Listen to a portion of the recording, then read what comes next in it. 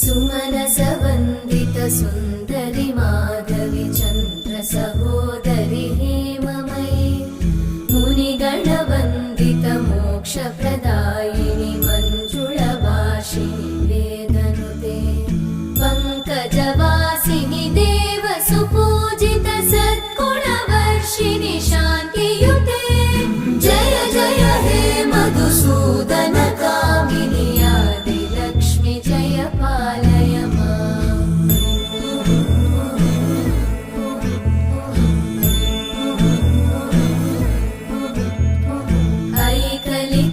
ऐकलिकल्मषनाशिनि कामिनि वै